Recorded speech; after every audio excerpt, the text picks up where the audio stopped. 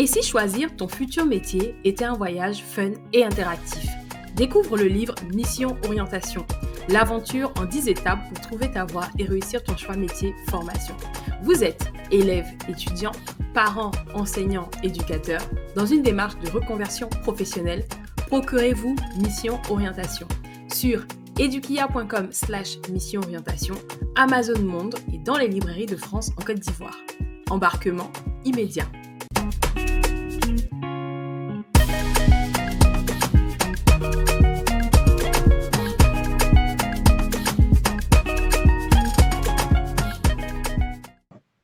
Bienvenue sur edukia.com, la plateforme qui est dédiée aux études supérieures et à l'orientation scolaire pour la jeunesse africaine.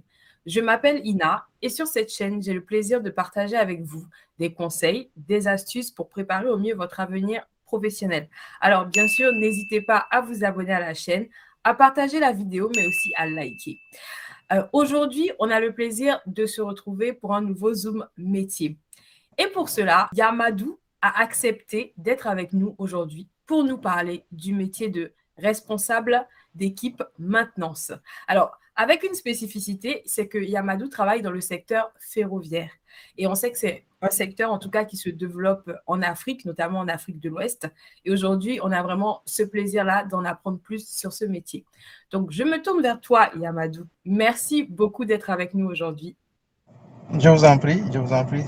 Voilà, Bonjour. donc voilà, on sait que voilà, là, en fait, l'idée, c'est que tu finis ta journée de travail, de ce que j'ai compris. Voilà, c'est ça. Voilà, donc en fait, tu vas pouvoir nous parler justement de ton quotidien. Donc, je vais te demander de commencer par nous dire en quoi ça consiste ton métier de responsable d'équipe maintenance en particulier. Effectivement. Donc, c'est un plaisir de partager. Merci à toi Merci. aussi de me donner cette opportunité. Donc, mon quotidien, c'est de manager une équipe de maintenance, de veiller à l'évolution, de veiller aussi au bon déroulement des activités de maintenance préventive, aussi bien aussi corrective, de planifier, de suivre aussi le planning de maintenance hebdomadaire Ouais. qu'on fait avec l'ingénierie, de OK. piloter aussi les activités, de préparer aussi toute la maintenance et de piloter aussi les activités correctives avec le SAV qui est à notre disposition, et de faire des veilles aussi au quotidien au niveau des équipes pour l'amélioration continue et la montée en compétences. OK, d'accord. Effectivement, la notion de responsable d'équipe, ça renvoie au fait que tu sois manager, comme on dit dans le Oui, langage commun.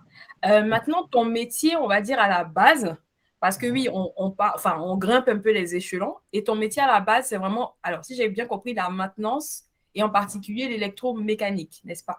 effectivement, c'est ça. Oui. OK. Et du coup, en quoi ça consiste l'électromécanique? L'électromécanique, c'est tout ce qui a un rapport avec la mécanique, mais aussi Mhm. avec un peu d'électricité. Tout OK. ce qui est côté pneumatique, mécanique pure et dure, électricité. Donc on fait la maintenance des organes pneumatiques, là maintenant de tout ce qui est organes mécaniques, organes de roulement et Mhm. autres au niveau des trains. Ouais. Ce qui est aussi du système de freinage, de la climatisation et autres, entre autres. Donc OK. il y a un tas de choses sur lesquelles on fait des activités de maintenance. D'accord. Et pour ceux qui ne savent pas, du coup, pneumatique, ça veut dire quoi? C'est l'air comprimé, c'est la production d'air comprimé qu'on utilise pour une partie puissance aussi, utilisation aussi à différentes parties. Mhm. Donc, on a une partie production d'air comprimé et une OK. partie distribution de l'air comprimé, stockage et distribution de l'air comprimé. Donc, D'accord. c'est ce qu'on appelle le pneumatique, quoi. Ça marche. OK. Et du coup, par exemple, quand tu arrives le matin, quelles sont les différentes étapes ou bien comment se déroule ta journée? Donc, le matin, on a un rituel chaque matin qu'on fait. On a Mhm. un rituel, c'est-à-dire 1,5 minutes qu'on fait avec l'équipe. Ouais. C'est-à-dire partager, faire le dispatching pour les différentes activités qu'on a dans la journée Mhm. et recueillir aussi les informations de la veille. Qu'est-ce qui s'est passé la veille? Qu'est-ce qu'il y a à partager comme incident, comme information, comme irritant. Mhm. Donc, on partage avec l'équipe pendant 5 à 10 minutes et faire aussi le dispatching de la journée. S'il y a du correctif aussi, on l'intègre dans le planning qui était prévu à l'avance. Donc, et après, on fait une suivi de, Mhm. de, de, de la journée, en accompagnant l'équipe aussi sur les besoins au niveau outillage, approvisionnement et autres. Mhm. Donc, à Ok, peu près. c'est ça. Et est-ce que du coup ton métier, là tout de suite, inclut une dimension terrain, c'est-à-dire que tu vas toi-même, comme tu as parlé de, que ce soit, on va dire, toi-même, est-ce que tu fais la maintenance? Est-ce que tu es dans le dur, on va dire, le concret au quotidien? Effectivement, effectivement. Mhm. Parce que pour participer à l'amélioration continue de l'équipe, on fait des veilles sur le terrain. Ok. Et on fait aussi de temps en temps aussi un accompagnement au niveau correctif pour Mhm. la montée en compétence de l'équipe. Et aussi au besoin aussi, on fait aussi un peu de pratique pour ne pas aussi perdre la main aussi. Parce qu'on a des modules de maintenance préventifs qu'on fait. Mhm. De temps en temps, on accompagne l'équipe pour ne pas aussi oublier certaines tâches, pour être dans le bain, pour ne pas Mhm. perdre la main, comme je l'ai dit tantôt, quoi. D'accord, ok, je comprends. Et quels sont par exemple les outils que toi ou ton équipe vous utilisez?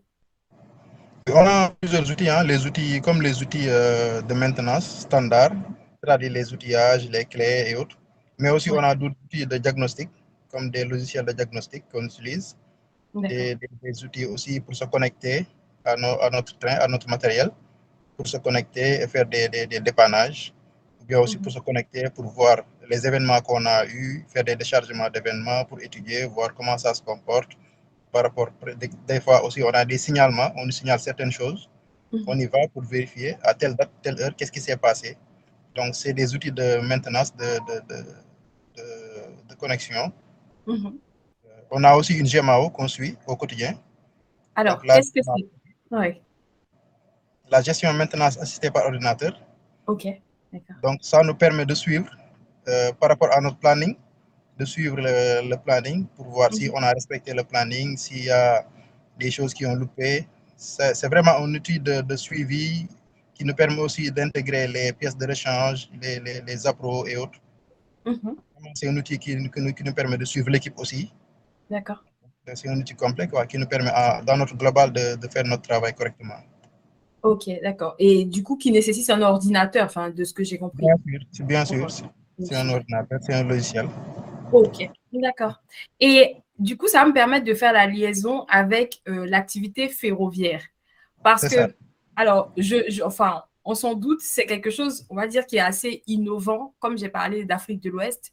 Et Mhm, il n'y a pas tout le monde en ce moment qui est enfin, mécanicien de formation et qui mhm. travaille dans la branche ferroviaire. Donc, euh, comment il a fallu, par exemple, s'adapter, comprendre les systèmes des trains? Parce que là, on parle de trains, hein. Oui, Voilà, comment vous vous êtes formé pour acquérir ces compétences-là? voilà. Donc, moi, à la base, j'ai eu une formation électromécanique Ouais. à l'école G15 de Dakar. Un Donc, j'ai BTS, si je ne me trompe pas. un BTS, effectivement, BTS D'accord. au G15.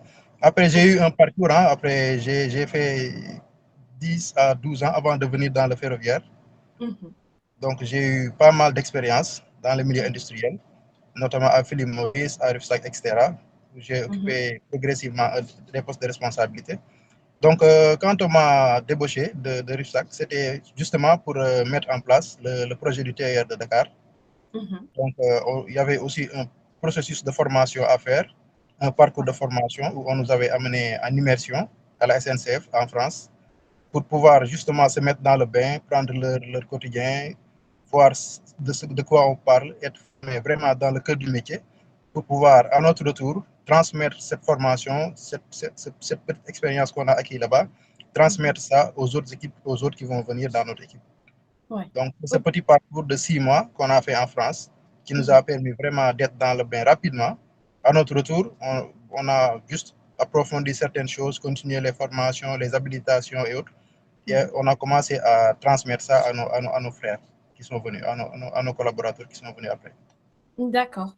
Et je vais juste préciser, TER, ça renvoie à train express régional normalement. C'est ça, oui.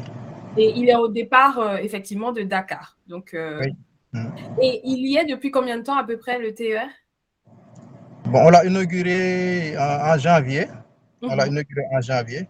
Mais nous, depuis notre retour en 2020, Oui. on est dessus. On a commencé à faire les formations, à accompagner Alstom sur les derniers montages qu'il y avait à faire, Mhm. à faire déjà les petits pas de maintenance préventives qu'il fallait faire Ouais. parce que les rames ne tournaient pas encore, mais quand même, il fallait faire des maintenances de temps en temps, les faire tourner pour voir un peu, pour voir, pour aussi faire la montée en compétences, préparer certaines choses.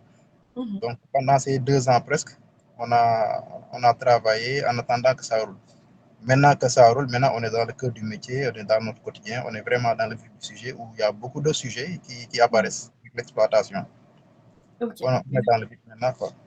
Waouh, ok, super. Enfin, bravo, franchement, félicitations, parce que, comme je dis, il y a le côté innovant et c'est super intéressant. D'autant plus que, alors, côté ressources humaines, enfin, j'ai aussi vu qu'il y avait des conducteurs, il y avait des chefs d'équipe des conducteurs, donc des gens aussi qui ont été formés Oui. justement au métier du train. Donc, super. Ok. Et c'est bien aussi que tu nous aies mentionné ta formation, comme ça au moins c'est clair que voilà, l'électromécanique peut mener à cette spécialité-là. Voilà. Effectivement, effectivement. Ok, super.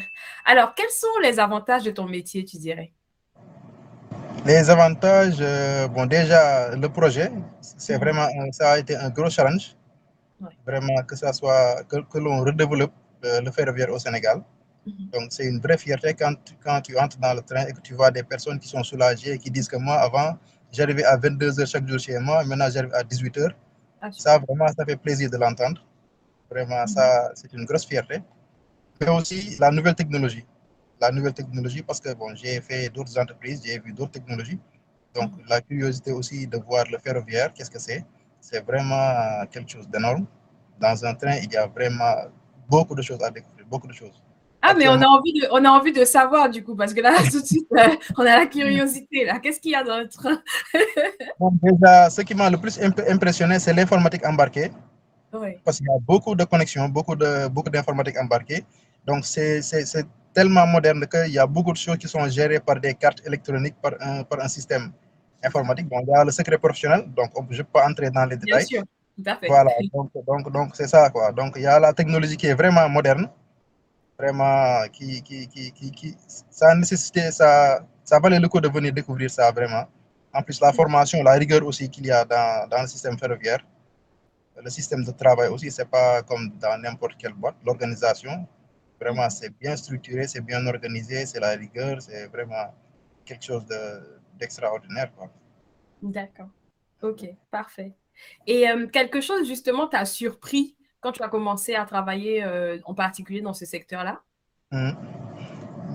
Bon, surpris pas trop, hein, mais bon, quelque chose en tout cas qui m'a alerté, c'est-à-dire le degré, le degré d'exigence, le degré aussi de responsabilité. Ouais. Parce qu'au début, on parle de technologie et tout, mais après, derrière, on transporte beaucoup de personnes. Donc, il y a aussi un côté où il y a la responsabilité qui est toujours engagée, surtout côté maintenance. Donc, il y a ce degré d'alerte, tout le temps, on doit être en alerte. Et ça aussi, c'est un côté aussi qui m'a marqué et des fois aussi qui me fait un peu tiquer, quoi. Je me dis, Ouais. ah, chaque fois, chaque détail compte, chaque détail compte. Donc, il ne faut pas louper quelque chose, il faut être tout le temps exigeant avec soi-même et avec toute l'équipe. Donc, c'est peut-être cette chose qui est un peu particulière par rapport au ferroviaire, par rapport Mhm. aux industries, quoi. Ok. Donc le sens de la, enfin, du détail, enfin, quelque part la précision aussi et puis la rigueur. Est-ce qu'il y a Mhm. d'autres qualités et puis compétences qui sont indispensables pour travailler dans ce que tu fais? Ouais, le respect des procédures, Ok. c'est le respect strict des procédures. Il y a aussi l'honnêteté. Mhm. L'honnêteté, c'est-à-dire toujours dire ce qu'il y a, même si on a fauté, dire qu'on a fauté, accepter qu'on a fauté pour qu'on puisse rapidement réagir pour pouvoir D'accord. faire le nécessaire pour éviter qu'il y ait des catastrophes. Donc, Ok. surtout l'honnêteté, la rigueur aussi, la précision aussi, ça demande beaucoup de précision dans ce qu'on fait. Et Mhm. l'œil aussi, il faut avoir l'œil aussi. Donc, bon. Ok. Et effectivement, c'est déjà un beau programme, mais c'est bien de voir un peu les qualités qui sont bah, primordiales pour bien se débrouiller dans le métier. Alors, maintenant, est-ce que c'est un métier, on va dire, qui est recherché, c'est-à-dire que vous êtes, enfin, les employeurs recherchent le métier, il est en demande.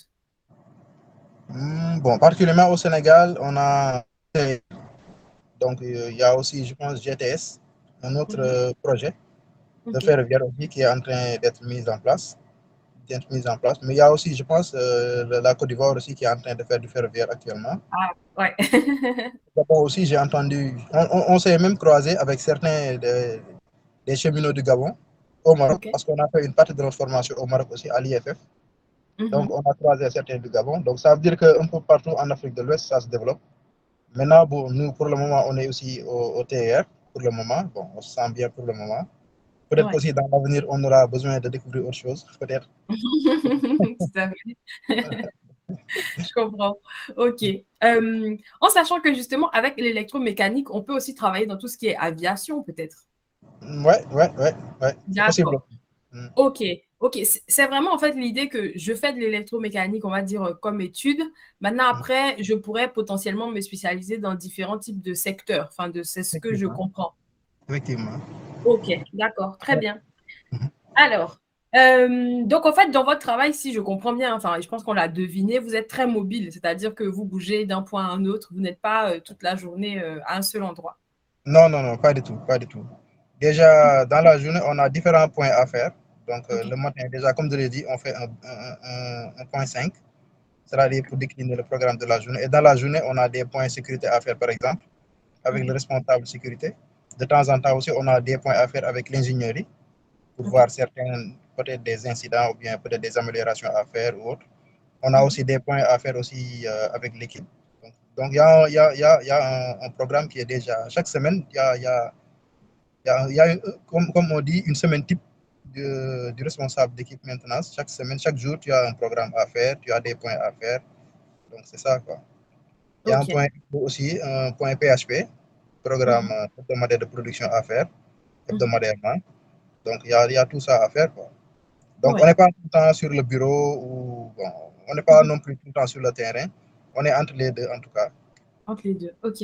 Et j'entends bien sûr que c'est un travail d'équipe aussi, voilà, parce que entre Effectivement. ingénierie, OK. D'accord. Et- Déjà, il n'y a pas un seul chef d'équipe, il y a plusieurs équipes. On a quatre Mhm. équipes de maintenance en fonction des spécialités, parce qu'il y a différentes spécialités. Donc déjà, nous, entre les chefs d'équipe, on travaille ensemble. Et Mhm. aussi, on travaille aussi en interne avec notre équipe et avec l'ingénierie et avec les supports aussi qui nous fournissent les consommables, les pistes de rechange, les outils et autres, quoi. Donc, c'est OK. ça. D'accord, ok. Enfin, c'est complet et puis il y a aussi le côté polyvalence, notamment quand je m'adresse à différents types de personnes qui, Voilà. dont le métier va impacter ce que je fais. Ok, super. Alors, maintenant, je voulais demander, pas spécifiquement dans ce secteur ou à ce stade de enfin, de ta carrière, mais plutôt quand je commence en tant qu'électromécanicien, peut-être dans mon premier emploi, quel est le salaire, on va dire, minimum que je peux demander euh, suite à mes études? Bon, le salaire, il est négociable, hein, ça dépend aussi des secteurs. Ouais, Ça dépend aussi des secteurs. Par exemple, si c'est dans l'agroalimentaire, ça dépend aussi si c'est dans le pétrole, ouais. les hydrocarbures et autres. Donc, ça Mhm. dépend des secteurs ou bien les mines. Ça dépend des secteurs, hein. Mais je pense que l'électromécanique, si on sort directement de l'école, on peut avoir un salaire qui est acceptable, hein, pour démarrer. Parce que, bon, au Sénégal aussi, trouver un emploi, c'est pas aussi très, très facile si on sort, Ouais. si on vient juste de sortir d'école. Mhm. Donc, bon, il y a des stages, on vous propose des fois des stages, on propose des fois des CDD. Donc, bon. Mais quand même, c'est un métier sur lequel, bon, si tu es un peu dégourdi, tu peux ne pas chômer longtemps, quoi. Ouais. Et est-ce qu'il y a une sorte de fourchette enfin, parce que moi, je me dis toujours, par exemple, hein, est-ce que je peux demander entre 100 000 et 300 000, c'est OK, ou même plus? Qu'est-ce que voilà, Pour quelqu'un qui sort d'école, oui, c'est dans cette fourchette, hein, peut-être même entre 200 300, je pense, hein. Mais d'accord, bon, ça dépend aussi des activités, ça dépend aussi du secteur. tout à Bon, ça fait. dépend aussi. Oui, je comprends. Après, c'est vrai que c'est intéressant aussi, justement, pour les jeunes de se projeter et de Mhm. savoir, OK, je fais telles études. Ça ne veut pas dire que ce sera forcément ce salaire-là, hein, mais c'est une indication au cas où, justement, on me demande, parce que sur le marché, quelquefois, les gens demandent, mais toi, tu veux quoi comme salaire? Que tu puisses au moins dire quelque chose et pas te vendre moins cher, comme on dit. Ouais. Maintenant, quels sont les conseils que tu pourrais donner à des gens qui veulent emprunter cette carrière? Cette voie, pardon. Cette voie dans le ferroviaire ou bien dans l'électromécanique? Alors, Bah, j'ai envie de dire, commençons déjà par l'électromécanique et puis après, on va aller dans le ferroviaire. Ok, d'accord. Donc, bon, c'est juste qu'il faut être très, très, très exigeant avec soi-même Ouais, parce que c'est des métiers où des erreurs peuvent coûter beaucoup de millions, bien même à l'atteinte de l'intégrité d'une personne. Hein. ouais. On peut avoir des accidents de travail et autres, juste par négligence ou bien par. Donc, il y a beaucoup de responsabilités dans ce type de métier. Mhm. On peut perdre aussi un matériel facilement parce qu'on n'a pas bien fait sa maintenance ou bien parce qu'on n'a pas bien suivi les procédures et les règles. Donc, il faut être exigeant avec soi-même et appliquer aussi ce qu'on te demande. Ouais. Toujours être auprès de ceux qui connaissent plus. Être Mhm. humble aussi pour apprendre. Mhm. Garder l'humilité toujours pour pouvoir apprendre le plus. Parce que si on n'est pas humble, on ne va pas apprendre beaucoup de choses auprès des personnes. Tout à Donc, ça, fait. c'est le conseil que je donne. Ok. S'approcher des aînés, de ceux qui sont expérimentés. Parce que moi, j'ai eu la chance aussi d'avoir des aînés qui ont été beaucoup expérimentés. Je les ai approchés, ils m'ont formé, ils m'ont conduit à vraiment à trouver l'excellence opérationnelle. Quoi. Bien sûr. Ok. Bon, ça aussi, c'est des conseils à partager. Tout à fait. Ok. Merci beaucoup pour ces conseils. Et je me demandais, est-ce que potentiellement l'anglais, c'est une compétence qu'il faut avoir, notamment pour comprendre ces outils et machines? L'anglais, ça va devenir une nécessité. D'accord. Déjà, dans mon parcours, il y a beaucoup de, comme par exemple à Philippe Maurice, par exemple, ou bien à la RUFSAC, il y a beaucoup de Mhm. documents qui étaient en anglais. Oui. Bon, actuellement, pour le ferroviaire, comme on est presque dans un système français, les documents sont en français. Mais dans mon Mhm. parcours, j'ai vu beaucoup de documentation qui était en anglais. Et il fallait se débrouiller en anglais pour pouvoir suivre, quoi, pour pouvoir interpréter les documents, faire des recherches de pièces de rechange, par exemple, ou autre, Ok. quoi. Donc, je Ok. pense que l'anglais, c'est nécessaire pour être dans le métier. Ok. Au moins, D'accord. une petite, au moins un petit niveau, quoi. Oui, au moins une base. D'accord. Ok. Voilà. Super. Bah, ok. En tout cas, merci beaucoup pour tout ce que tu nous as donné comme information. Est-ce que tu veux rajouter quelque chose ou c'est bon pour toi? Non, c'est bon. Bon, quand tu m'as invité, j'ai senti que bon, je pouvais partager parce que quand même, cette année, je pense que j'ai 15 ans d'expérience. À Oui. partir de 2022, j'ai 15 ans d'expérience. Mhm. Donc, bon, je me suis dit, bon, pourquoi pas ne pas partager, même si, bon, je n'ai pas tout vu, je ne connais pas tout, je suis une simple personne. Mais voilà, enfin, déjà, enfin, nous, on a eu pas mal d'informations. Et pour ceux qui ne connaissent pas, justement, c'est ça l'objectif aussi. Hein, ne Mm. connaissent pas mon métier, en apprennent beaucoup plus. Je veux dire, même moi, j'ai appris plein de choses. Donc, Mm. j'imagine que les jeunes vont apprendre également plein de choses en regardant la vidéo. Voilà, voilà. Comme c'est C'était dans le ce plaisir. J'espère secteur-là. que ça a été un partage fructueux. Oui, Et merci à toi aussi de m'avoir oui. choisi. Merci. Et alors, du coup, avant qu'on conclue, en fait, moi, je voulais dire que pour choisir leur voie et leur orientation, je ne sais pas si pour toi, ça avait été évident. Tu savais ce que tu voulais faire déjà? Oui, oui, parce que depuis petit, bon, j'ai Mhm. fait le CM technique, j'ai fait un CM Mhm. à orientation technique et j'ai D'accord. suivi automatiquement le lycée technique parce que j'étais un peu bricoleur. D'accord. J'aimais le bricolage et autres, donc bon, ça m'a passionné quoi, de suivre la technique. Et je ne le regrette pas, hein, bon, c'est un peu une Oui. passion. Je suis un passionné quand je travaille. Des Mhm. fois, je ne fais même pas exprès, hein, j'y vais jusqu'au bout bon, parce que c'est une passion quoi, en interne. Je pense même que j'ai donné ça à mes jeunes, à mes enfants. Ils sont Ah, aussi des. c'est dans la famille. Ouais, Et du coup, en fait, justement, je voulais mentionner ça. Pourquoi? Parce que c'est bien que toi, tu aies identifié ton centre d'intérêt, ce que tu mhm, aimais, et que ça t'ait conduit à la voie que tu voulais. Mais maintenant, mhm. pour ceux qui peut-être ne savent pas ce qu'ils vont faire, en fait, j'ai le livre Mission Orientation. Ok, Donc, l'objectif avec ce livre, alors, pour l'instant, il n'est pas encore disponible au Sénégal, mais on y travaille. d'accord. Euh, voilà, donc l'objectif avec ce livre, c'est qu'il permette aux jeunes justement de choisir leur orientation scolaire, Mhm, notamment après, ça peut être après la troisième ou après le bac, et mhm, savoir qu'est-ce qu'ils vont faire par la suite. Donc c'est vraiment on va dire une aventure, c'est comme un livre d'aventure, hein, et l'idée c'est ok, qu'à la fin, on puisse avoir son projet professionnel. Donc on effectivement. part effectivement aussi des centres d'intérêt comme le tien pour le Mhm, bricolage à l'époque pour pouvoir savoir quels sont les métiers qui vont coller à ce centre d'intérêt, mais aussi les formations qui vont nous mener à ce métier.